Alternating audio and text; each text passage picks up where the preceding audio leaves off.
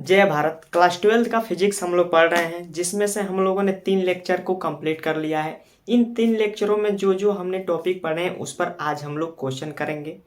यानी ये जो लेक्चर है आज का, ये चौथा लेक्चर है। और आज के लेक्चर में हम जो टॉपिक पढ़ चुके हैं 3 लेक्चरों में, उन पर क्वेश्चन कैसे कैसे आ सकते हैं उसका हम देखेंगे, क्वेश्चन करेंगे। उसके बाद से एक टॉपिक और इसमें रहता है आज के लेक्चर में, अगर समय बचेगा तो करेंगे। गुलाम का नियम, गुलाम के नियम को समझेंगे। ठीक है, तो चलिए सबसे पहले हम देखते हैं कि ये क्वेश्चन क्या है। अगर आप लोगों ने पहले के टॉपिक पढ़ लिया होगा 3 लेक्चर में, तो ये क्वेश्चन निश्चित रूप से आप कर सकते हैं। ठीक है, तो चलिए देखते हैं कि कौन सा ये क्वेश्चन होने वाला है। तो पहला क्वेश्चन आपके सामने शो हो रहा होगा। पहला क्वेश्चन है, पदार्थ के किस गुण के कारण विद्युत तथा चुंबकीय गुण उत्पन्न होता है। कोई पदार्थ है, उसका किस गुण के कारण विद्युत तथा चुंबकीय प्रभाव उत्पन्न होता है। विद्युत तथा चुंबकीय प्रभाव उत्पन्न होता है। तो पदार्थ का आवेशित गुण, पदार्थ का आवेशित गुण होने के कारण वह विद्युत तथा चुंबकीय प्रभाव उत्पन्न करता है। विद्युत मतलब आवेश, जब गति करते हैं तो विद्युत धारा बहती है, जो कि विद्युत प्रवाह हो गया। और चुंबकीय प्रभाव, जो कि हम लोग इसको रगड़ते हैं तो आवेश आता है, तो अपने और वस्तुओं को आकर्षित करता है, तो ये हो गया चुंबकीय प्रभाव। ठीक है, तो ये रहा आपके पहले क्वेश्चन का आंसर। कि पहला क्वेश्चन यह था कि पदार्थ के किस गुण के कारण विद्युत तथा चुंबकीय प्रभाव उत्पन्न होते हैं। तो पदार्थ के आवेशित होने के गुण के कारण क्या होता है, विद्युत तथा चुंबकीय प्रभाव उत्पन्न होता है। आपके सामने दूसरा नंबर क्वेश्चन आता है। जो सॉल्व करने वाला क्वेश्चन होगा उसको मैं सॉल्व करूंगा, वरना आप लोग तो क्वेश्चन का आंसर दे ही देंगे। अगर तो पिछले का जो लेक्चर देखे होंगे उसको अच्छे से पढ़े होंगे तो आप दे सकते हैं आंसर। ठीक है, तो दूसरा क्वेश्चन आपके सामने आता है स्क्रीन पे। कितने इलेक्ट्रॉन की उपस्थिति में 1 कूलम्ब का आवेश उत्पन्न होता है। कोई वस्तु है, उस पर कितने इलेक्ट्रॉन रहेंगे या फिर कितने इलेक्ट्रॉन निकलेंगे तो 1 कूलम्ब का आवेश उत्पन्न होगा। चूंकि इसमें दिया धनावेश, यानी धनावेश दिया, इसमें ऋणावेश नहीं दिया है। यानी प्लस 1 कूलम्ब का आवेश कैसे उत्पन्न होता है, यानी किसी वस्तु पर कितने इलेक्ट्रॉन उपस्थित रहेंगे तो 1 कूलम्ब का आवेश उपस्थित होगा। यहाँ पर उपस्थित नहीं रहेंगे इलेक्ट्रॉन, बल्कि वस्तु से निकलेंगे, तभी तो इधर धनावेश उत्पन्न होगा। तो देखते हैं, यही क्वांटीकरण वाला सूत्र पर ये क्वेश्चन लगेगा। हमको बताना है कि कितने इलेक्ट्रॉन उसमें से निकलेंगे तो 1 कूलम्ब का आवेश उत्पन्न होगा। तो इसके लिए सिंपल से हम क्वांटीकरण वाला सूत्र लगाएंगे और देखेंगे कि कितने इलेक्ट्रॉन उसमें से निकलेंगे तो 1 कूलम्ब का आवेश उत्पन्न होगा। तो आइए देखते हैं। हमें दिया है क्वेश्चन से, आप देख सकते हैं, हमें दिया है ये तीसरा क्वेश्चन है। किसी पदार्थ पर नहीं वो नहीं, दूसरा क्वेश्चन है, सॉरी, दूसरा क्वेश्चन है, कितने इलेक्ट्रॉन की उपस्थिति में से 1 कूलम्ब आवेश उत्पन्न होता है। हमें आवेश दे दिया है। क्वांटीकरण वाला आप सूत्र याद कीजिए, जो फॉर्मूला था वो ये था, जो Q होता है वो नंबर ऑफ इलेक्ट्रॉन होता है। ठीक है, यह मूल आवेश होता है। मूल आवेश यानी इलेक्ट्रॉन पर चार्ज जो होता है उसे मूल आवेश कहा जाता है। ठीक है, और ये होता है किसी वस्तु पर उपस्थित आवेश, उत्पन्न होना, आवेश जो उत्पन्न होता है वह नंबर ऑफ इलेक्ट्रॉनों के कारण उत्पन्न होता है। तो हमें इस क्वेश्चन में क्या दिया है, हमें इस क्वेश्चन में दिया है Q बराबर 1 कूलम्ब, यानी आवेश जो है, जो आवेश उत्पन्न हुआ है वह 1 कूलम्ब का है, 1 कूलम्ब का। यहाँ पर सबसे पहले हम जो भी क्वेश्चन करेंगे उसमें ये देखेंगे क्या क्या दिया है और हमसे वो क्या पूछ रहा है। तो सिंपल से भाषा में हम देखते हैं, और यहाँ पर हमको दिया है क्वेश्चन से, आप देख सकते हैं Q बराबर दिया है 1 कूलम्ब। E का मान हम लोग जानते हैं, 1.6 इंटू 10⁻⁻19 कूलम्ब, -19 कूलम्ब होता है। E का मान हमें पता होता है 1.6 इंटू 10⁻⁻19 कूलम्ब हमें पता है। हमें पूछा है नंबर ऑफ इलेक्ट्रॉन, कितने इलेक्ट्रॉन की उपस्थिति में 1 कूलम्ब का आवेश उत्पन्न होगा, यह न पूछा है। तो क्या इससे हम निकालना ही सकते हैं। बिल्कुल ईजी है ये क्वेश्चन, बिल्कुल ईजी है अगर आप इन टॉपिकों को पढ़े हैं। अगर आप नहीं पढ़े हैं तो एक बार जा करके हमारे प्लेलिस्ट में देखिए, उसमें होगा 3 लेक्चर, उसको कंप्लीट करते ये क्वेश्चन एकदम भूजा नियर छीट देंगे भाई, आप देखिए। तो चलिए निकालते हैं कितने इलेक्ट्रॉन उपस्थित होंगे कि 1 कूलम का आवेश उत्पन्न होगा। ये क्वेश्चन हमने पिछले लेक्चर में कराया भी है, लेकिन ये करा देते हैं, वो क्वेश्चन नहीं था, हम उदाहरण दिए थे, इसमें क्वेश्चन के रूप में आया है आपके सामने। तो चलिए देखते हैं। इस सूत्र का प्रयोग करेंगे, चूंकि धनावेश के लिए हम लोग लगा रहे हैं तो इसको धनावेश धन में लेंगे। तो Q बराबर होता है एन ई, हमको निकालना है एन को इधर लेंगे, Q अपन ई बनेगा समीकरण। इस समीकरण में सिंपल ये मान को प्रतिस्थापित करेंगे और ज्ञात करके छीड़ देंगे, ठीक है। ये देखिए Q बराबर हमें दिया है 1 कूलम, और हमें पता है ये मूल आवेश यानी इलेक्ट्रॉन पर चार्ज इतना होता है 1.6 × 10⁻⁻19 कूलम। अच्छा, अगर ऊपर कूलम लिखते हैं नीचे कूलम लिखते हैं तो ये कट जाएगा।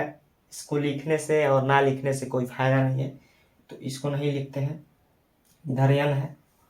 अब यहाँ देखते हैं, अगर आपको मैथमेटिक आता होगा तो आप जानते होंगे, जो ऋण घातांक होता है उसको ऊपर ले जाने पर, जो अपॉन में रहता है ऋण घातांक रहता है, उसको ऊपर ले जाने पर वो धन घातांक में परिवर्तित हो जाता है। तो हम लोग सिंपल से इसको रहने देंगे, यहीं पर 1.6 को रहने देंगे और 10⁻⁻19 को ऊपर ले जाएंगे, जिससे क्या धन में कन्वर्ट हो जाएगा, धन 19 हो जाएगा, धन 19 यानी 10⁻19। तो धन को हम लिखेंगे नहीं, तो आइए देखते हैं। इसको 1 को रहने देंगे और इसको लिखेंगे, जब इसको ऊपर ले जाएंगे तो ये धन में परिवर्तित हो जाएगा, 19 हो जाएगा। और नीचे चूंकि 1.6 ये है, इधर देखिए। अब जब हम लोग पॉइंट को हटाते हैं यानी दशमलव को जब हटाते हैं तो उसके ऊपर एक 0 बढ़ता है ऊपर वाले संख्या में। तो यहाँ पर देखिए 1 को हमने 10 लिखा और इसे 16 लिखा, 10⁻19 है ये है। उसके बाद से आगे देखते हैं, इसको काटते हैं, भाग देते हैं, 2 से भाग जाएगा, इसमें 5 हो जाएगा, ये 8 हो जाएगा। अगर और आसान बनाना है इस कैलकुलेशन को तो इधर देखिए, एक 0 इसमें दे देंगे, ये 15 हो जाएगा, और नीचे 8 है, ये 10⁻18 हो जाएगा। चूंकि एक 0 आप दे दिए हैं, इसको कैलकुलेशन नहीं आता है तो भाई कैलकुलेशन सीखना पड़ेगा, ठीक है। अगर आपको कैलकुलेशन नहीं आता है तो फिजिक्स में भाई हवा नहीं लगेगा। अगर कैलकुलेशन आता है तो फिजिक्स एकदम मस्त तरीके से समझ में आएगा, ठीक है। तो देखते हैं, इधर देखिए 8 से काटते हैं धड़ाधड़, ठीक है। 8 6 क्या होता है 48, कितना बचा 2 बचा, पॉइंट लगाएंगे, 0 बढ़ेगा तो 20 हो जाएगा। तो 8 दूना 16 होगा, 8 दूना 16 बचेगा 4, 4 40 यानी 8 बचे 40 होता है। इतना आ गया आपका, और 10⁻18 इलेक्ट्रॉन, यानी दूसरे क्वेश्चन का आंसर ये होगा, ये रहा। इतने इलेक्ट्रॉन उस वस्तु में से निकलेंगे तो 1 कूलम का आवेश उत्पन्न होगा, ठीक है। इतने ज़्यादा इलेक्ट्रॉन निकलेंगे तब जाके 1 कूलम का आवेश उत्पन्न होगा। सोच सकते हैं आवेश का उत्पन्न होने में कितना खर्च लगता होगा भाई, कितने इलेक्ट्रॉन इधर से उधर होते होंगे, घर से बेघर होते हैं, ठीक है। तो ये रहा दूसरे क्वेश्चन का आंसर, एक स्क्रीनशॉट। फिर आगे चलते हैं, क्वेश्चन देखते हैं।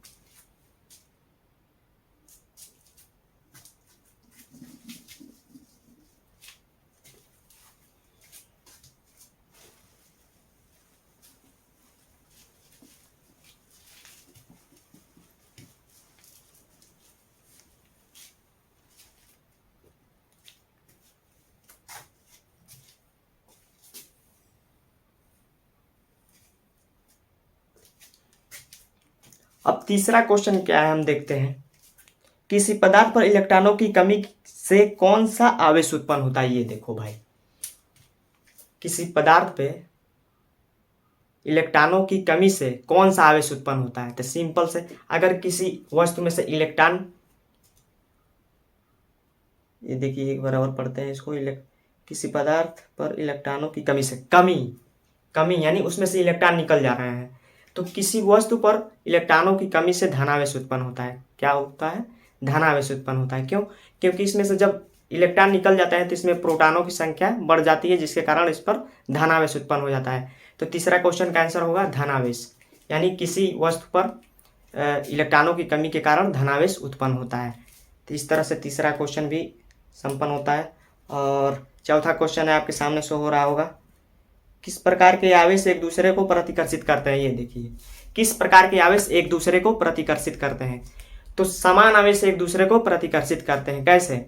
हम लोगों ने वो प्रयोग किया कांच वाला, जब रेशम के कपड़े से रगड़ कर लटकाते हैं तो एक दूसरे से दूर भागते हैं, क्योंकि उस पर धनावेश होता है, दोनों पर धनावेश होता है। और फिर एबोनॉइड की छड़ लिए, उसको फर से रगड़े, उस पर ऋणावेश होता है। दो छड़ लिए, उसको रगड़े, फिर पास लाए, लटकाए, तो एक दूसरे से दूर भाग रहे। यानी समान आवेश, चाहे वो धनावेश हो या ऋणावेश हो, यानी समान, अगर दोनों समान है, ये भी धनावेश है, ये भी धनावेश है, तो एक दूसरे को प्रतिकर्षित करेंगे। और ये भी माइनस है, ये भी माइनस है, ये भी ऋणावेश, ये भी ऋणावेश है, तो एक दूसरे को प्रतिकर्षित करेंगे। वहीं पर अगर एक विपरीत आवेश है, एक धनावेश है, एक ऋणावेश है, तो एक दूसरे को आकर्षित करेंगे, वहां पर आकर्षण बल कार्य करेगा। तो चौथा क्वेश्चन का आंसर होगा एक दूसरे को प्रतिकर्षित, यानी किस प्रकार के आवेश एक दूसरे को प्रतिकर्षित करेंगे? तो समान आवेश एक दूसरे को प्रतिकर्षित करेंगे। इस तरह से चौथा क्वेश्चन खत्म होता है। पांचवा क्वेश्चन है आपके सामने, एक धातु के पृष्ठ पर 3 × 10⁻⁹ 3 × 10⁻⁻ कूलाम ऋणावेश उपस्थित है, तो धातु के पृष्ठ पर उपस्थित इलेक्ट्रॉनों की संख्या ज्ञात कीजिए। नंबर ऑफ इलेक्ट्रॉन हमें पूछा है, क्वेश्चन आपके सामने है। आइए देखते हैं, इसको भी मैनेज करते हैं। हमें दिया है किसी धातु के पृष्ठ पर कितने 3 × 10⁻⁹ कूलाम का आवेश उपस्थित है। हमें क्यू दिया है 3 × 10⁻⁹ कूलाम। ठीक, वही सूत्र लगाएंगे, बिल्कुल वही रहेगा क्वांटीकरण वाला। ठीक है, तो आइए देखते हैं।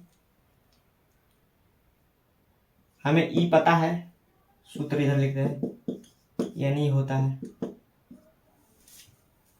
हमें ई पता है 1.6 × 10⁻⁻19 कूलाम होता है। हमें नंबर ऑफ इलेक्ट्रॉन पूछा है। ठीक है, नंबर ऑफ इलेक्ट्रॉन पूछा है, एन पूछा है कि उस धातु पर कूलाम का ऋणावेश उपस्थित है, ऋणावेश उपस्थित है, तो धातु के पृष्ठ पर उपस्थित इलेक्ट्रॉनों की संख्या, यानी उस पर कितने इलेक्ट्रॉन हैं, ये हमें ज्ञात करना है। तो आइए सिंपल से देखते हैं। ये ऋणावेश है, ऋणावेश है, तो क्या होगा, उस पर इलेक्ट्रॉनों की अधिकता होगा। इसलिए इसने पूछा है कि कितने इलेक्ट्रॉन हैं, जिसके कारण इतने कूलाम का आवेश उस धातु के पृष्ठ पर है। तो सिंपल से इसको प्रतिस्थापित करते हैं इस समीकरण में और देखते हैं। तो हमको यह निकालना है, यह निकालना है, तो ये हो जाएगा Q/E। सिंपल से इसमें मान प्रतिस्थापित करते हैं और धड़ाधड़ लगा देते हैं। 3 × 10⁻⁹ कूलाम लिखने से कोई फायदा नहीं, क्योंकि सी से सी कट जाएगा, तो बेकार में लिखने से कोई फायदा नहीं है। और ई हमें पता ही है 1.6 × 10⁻⁹ कूलाम लिखेंगे तो कूलाम से कूलाम कट जाएगा। ठीक है, अब देखिए सिंपल से इसको ऊपर ले जाएंगे, वही वाला तरीका रहेगा, और यहाँ से दशमलव हटाएंगे तो ऊपर एक 0 बढ़ेगा। इसको इस तरह लिख सकते हैं। अब जब इसको ऊपर ले जाएंगे तो धनात्मक घातांक में परिवर्तित होगा, और धनात्मक घातांक में परिवर्तित होगा तो इसमें से ये वाला घातांक निकल जाएगा, -9 निकल जाएगा, -9 निकल जाएगा किसमें से, +19 में से, +19 में से। इसमें से ये आप यहाँ भी कट सकते हैं इसको, -10⁻⁻19 से 9 से 9 काट सकते हैं तो 10⁻⁹ बचेगा। इसको ऊपर ले जाएंगे तो ये धन में परिवर्तित हो जाएगा, 10⁻10 हो जाएगा। उसके बाद से इसको देखते हैं, इसको सॉल्व करते हैं तो 2 8 16 हो जाएगा और 15 हो जाएगा। इसको और आसान तरीके से काटना है तो आराम से इधर आ जाइए, n बराबर और एक जीरो इसको दे दीजिए तो ये हो जाएगा 150 यानी 150/8 10⁻9। इधर आप काट दीजिए, 2 चौके 8 हो जाएगा और ये 2 7 14 और 2 5 10। अब आराम से इधर काट दीजिए, 4 1 4 और 3 बचा, 4 7 4 8 32 हो जाएगा, 4 8 32 और 3 बचा, पॉइंट लगाएंगे, 4 7 28 हो जाएगा, 2 4 5 20 और ये इतना रहेगा। यानी फाइनली जो आंसर आएगा वो 18.75 इंटू 10⁹9 इलेक्ट्रॉन। इतने इलेक्ट्रॉन यानी n बराबर हमें आता है यहाँ पर, देखिए n बराबर 18.75 इंटू 10⁹9 इलेक्ट्रॉन। इतने इलेक्ट्रॉन उस धातु के पृष्ठ पर हैं जिसके कारण इतने कूलाम का आवेश उस धातु के पृष्ठ पर है। इतने इलेक्ट्रॉन की अधिकता है, इसीलिए इतने कूलाम का ऋणावेश हमें दिया है तो ऋणावेश है इसमें, तो ऋणावेश इलेक्ट्रॉनों की अधिकता के कारण ऋणावेश उत्पन्न होता है। तो इसीलिए इतने इलेक्ट्रॉन उस धातु के पृष्ठ पर हैं जिसके कारण इतने कूलाम का ऋणावेश उस धातु के पृष्ठ पर उपस्थित है। तो इस तरह से हमारा 1वां क्वेश्चन था। 5वां क्वेश्चन संपन्न होता है। 6वां देखते हैं हमारे सामने क्या होता है, इसको एक स्क्रीनशॉट फिर आगे देखते हैं। 6वां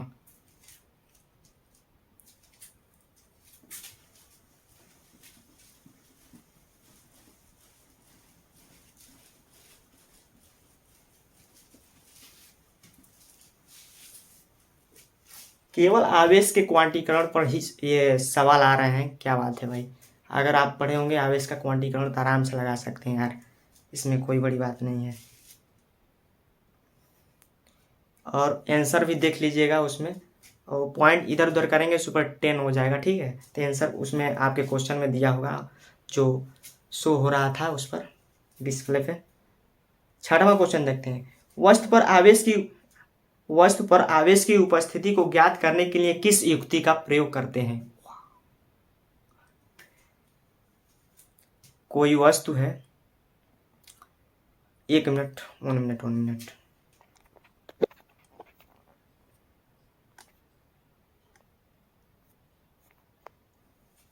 ठीक है। किसी वस्तु पर आवेश ज्ञात करने के लिए किस युक्ति का प्रयोग करते हैं कि उस पर आवेश है या नहीं है, कितना आवेश है। तो इसके लिए सिंपल से बात, युक्ति यानी यंत्र। यंत्र किसका प्रयोग करते हैं भाई, तो वो होता है विद्युतदर्शी या इलेक्ट्रोस्कोप। यानी 6वां का आंसर होगा इलेक्ट्रोस्कोप, विद्युतदर्शी। उससे हम लोग किसी वस्तु पर उपस्थित आवेश को ज्ञात करते हैं कि उस वस्तु पर आवेश है या नहीं है, ठीक है। 6वां का विद्युतदर्शी या इलेक्ट्रोस्कोप, इंग्लिश में इलेक्ट्रोस्कोप कहते हैं। अब 7वां क्वेश्चन हमारे सामने, विजातीय आवेश एक दूसरे पर कौन सा बल आरोपित करते हैं। ये लो भाई, तो विजातीय आवेश हम लोग जानते हैं भाई, विजातीय आवेश एक दूसरे पर आकर्षण बल क्या करते हैं, आकर्षण बल लगाते हैं, आरोपित करते हैं, इसके भाषा में कहें तो विजातीय आवेश एक दूसरे पर कौन सा बल लगाएंगे, तो विजातीय आवेश एक दूसरे पर आकर्षण बल लगाएंगे। तो इस तरह से 7वां क्वेश्चन खत्म होता है। और जो क्वेश्चन था हमारे सामने, इन 3 लेक्चरों के से निष्कर्ष जो क्वेश्चन निकला था, इन 3 लेक्चर में जो टॉपिक हमने पढ़े थे उसके बारे में ये 7 क्वेश्चन निकला था हमारे सामने। 7 क्वेश्चन को हमने छेड़ दिया, ठीक है। अब समझते हैं कूलाम का नियम, आगे चलते हैं और कूलाम का नियम समझते हैं, ठीक है। Coulombs law. उससे पहले मैं एक बात बता दूं, अब ये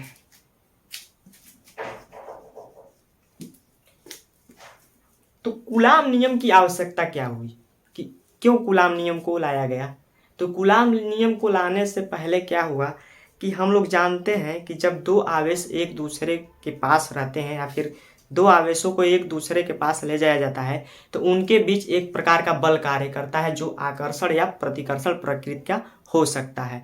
वह बल किस पर निर्भर करता है कि वह आवेश किस प्रकार के हैं, धनावेश हैं कि ऋणावेश हैं, दोनों आवेश।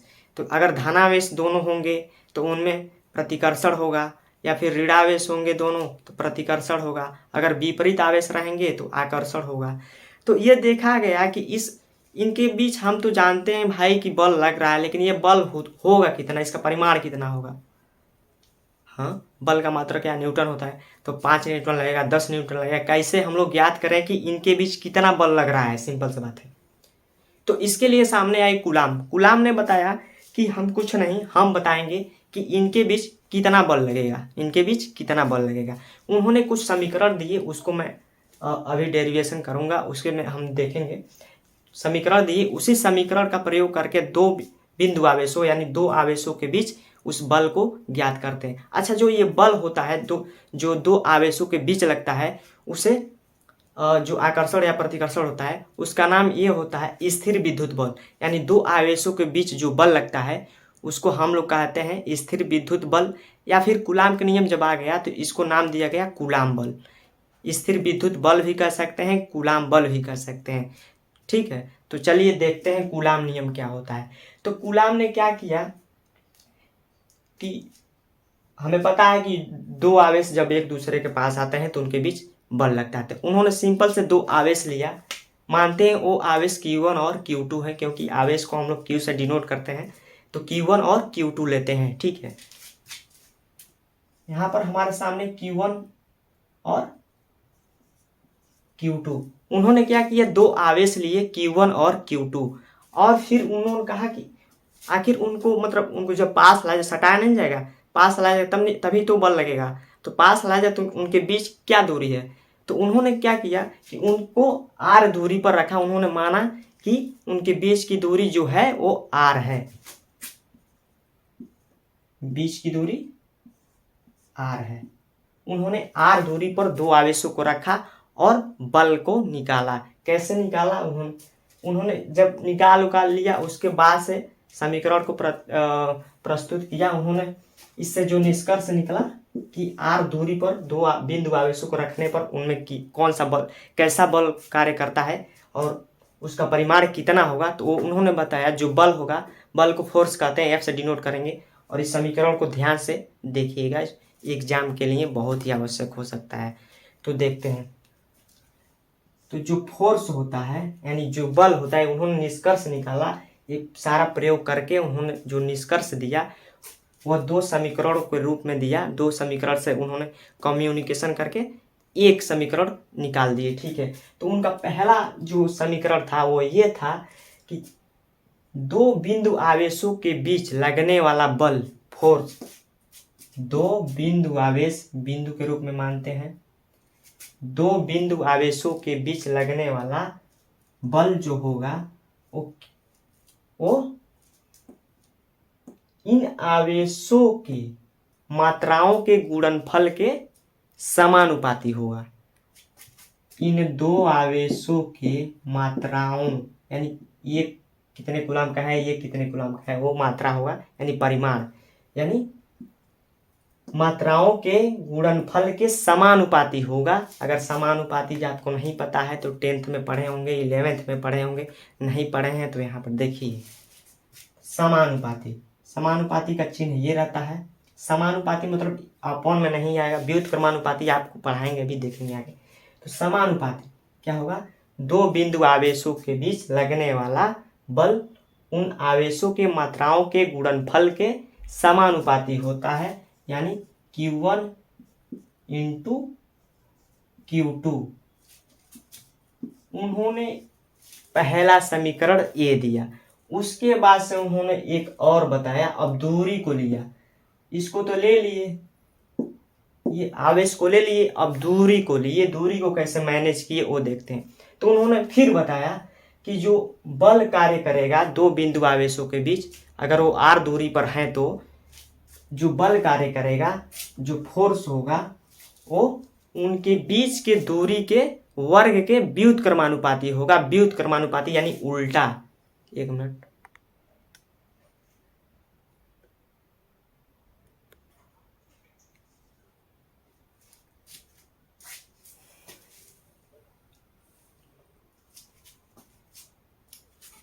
हाँ, तो हम देख रहे थे ये, यानी दो बिंदु पहला निकल गया हमारे पास समीकरण।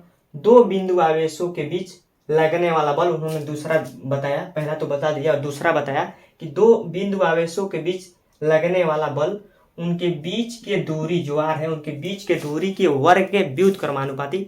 व्युत्क्रमानुपाती का मतलब है अपॉन में आएगा, यानी उल्टा। व्युत्क्रमानुपाती का मतलब उल्टा, 1/, ये व्युत्क्रमानुपाती होता है, ये चिन्ह लगाएंगे, और 1/r² यानी बीच की दूरी के वर्ग के व्युत्क्रमानुपाती, उनके बीच की दूरी के व्युत्क्रमानुपाती होता है, उल्टा होता है। ये हो गया दूसरा। अब इन्हीं दोनों को मैनेज करके उन्होंने तुलना किया, तो देखा कि ये जो फोर्स लग रहा है इसके समानुपाती, इसके व्युत्क्रमानुपाती, तो इसको मैनेज करके उन्होंने फाइनली ये जो समीकरण दिया हमारे सामने आता है, एफ,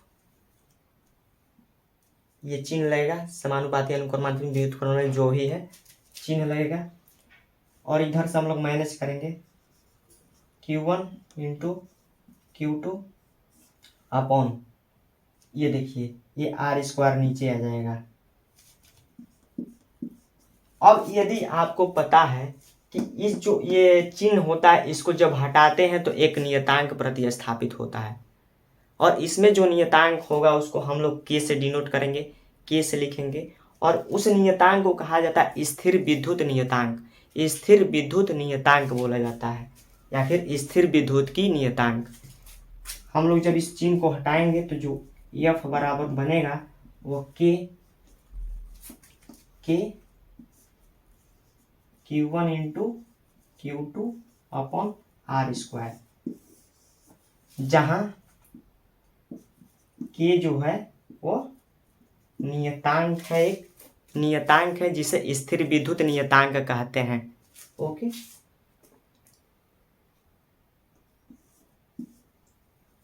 बल का मात्रक आपको पता होगा न्यूटन होता है, बल का मात्रक न्यूटन होता है, फोर्स का मात्रक न्यूटन होता है, ठीक है।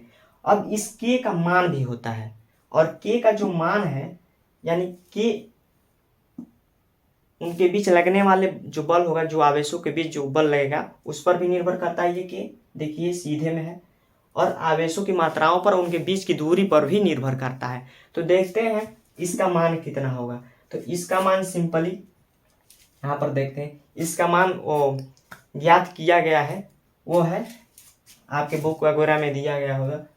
जो k बराबर लिया जाता है वो 9 × 10⁹ newton metre square coulomb square. ये क्यों, ये मात्रा क्यों हम लोग लेते हैं? क्योंकि अगर हम k को निकालते हैं तो देखिए k को निकालते हैं, अब निकाल ही देते हैं। इधर देखिए हमारे पास फॉर्मूला है F बराबर k Q1 Q2 r², यह है। अब इसको k को निकालेंगे, तो k को निकालेंगे तो ये इधर जाएगा, ये इधर जाएगा, तो ये बनेगा k बराबर F पूरे r² अपन Q1 Q2। अब देखिए क्या होगा, अभी इनके इसका मात्रक बराबर इसका मात्रक, तो इसका मात्रक होगा, बल का मात्रक न्यूटन होता है, और चूंकि ये दूरी है r दूरी है, तो इसको मीटर में हम लोग मापते हैं, तो मीटर लिखेंगे। चूंकि स्क्वायर है तो इसके मात्रक पर भी स्क्वायर आएगा, स्क्वायर, और नीचे Q1 और Q2। तो आवेश का मात्रक क्या होता है? कूलाम, तो कूलाम गुणे कूलाम, तो c² यानी कूलाम स्क्वायर हो जाएगा। तो के का मात्रक यहाँ से आया है इस सूत्र से। तो के का जो मान होता है 9 × 10⁹ newton metre square upon coulomb square होता है। ठीक है, तो ये रहा एक स्क्रीनशॉट। फिर आगे देखते हैं। कूलाम के नियम समझ में आएगा, अगर नहीं समझ में आया तो फिर कमेंट करके बताना। ओके,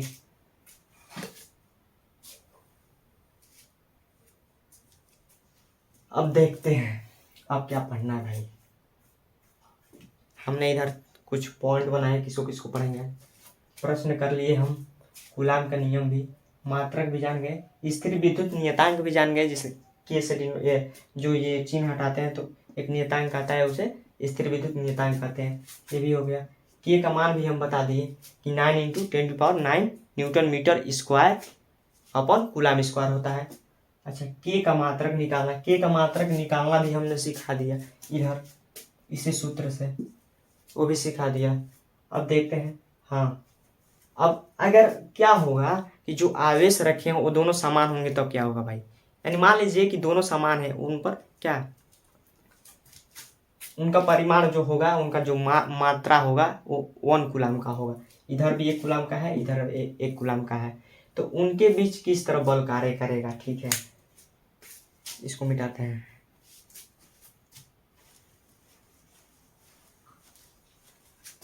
ये हो गया होगा शायद।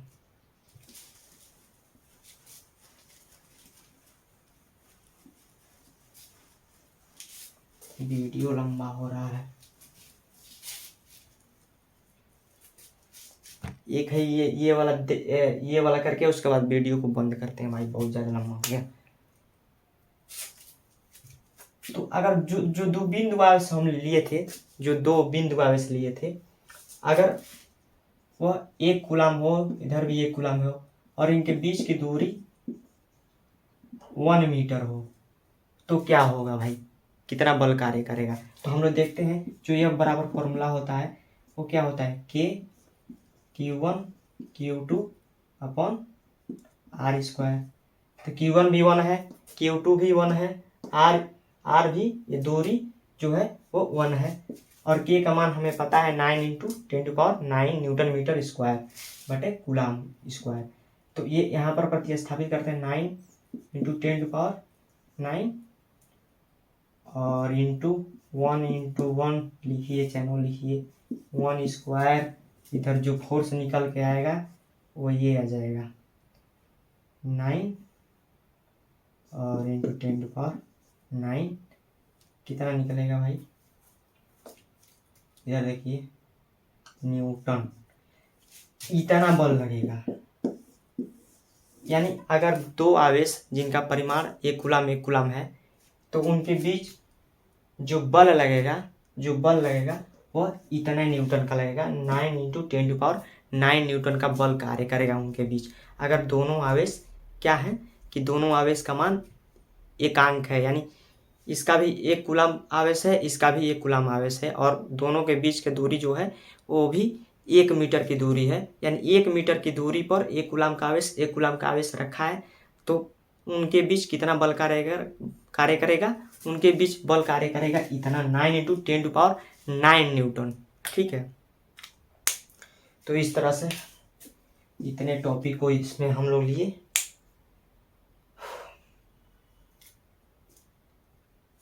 एक बात और बता दें, ये जो सूत्र लगेगा ये वाला, ये निर्वात के लिए लगेगा, यानी वायु में उपस्थित जो आवेश रहेंगे उनके लिए लगेगा, किसी माध्यम के लिए नहीं लगेगा। और के बराबर एक चीज और लिया जाता है, के बराबर लिया जाता है 1/4 पाई एप्सिलॉन नॉट। 4 पाई इसे बोलते हैं एप्सिलॉन नॉट। 11वीं में मैथ पढ़े होंगे तो इससे आप लोग परिचित होंगे, एप्सिलॉन नॉट। बाकी कल हम लोग देखेंगे, यहाँ से कंटिन्यू करेंगे और इसका भी मान निकालेंगे, जो ये है एप्सिलॉन नॉट का मान निकालेंगे और इसका मात्रक निकालेंगे। ठीक है, तो बस आज के लिए बस इतना ही, बाकी मिलते हैं अगले लेक्चर में। थैंक यू, जय भारत।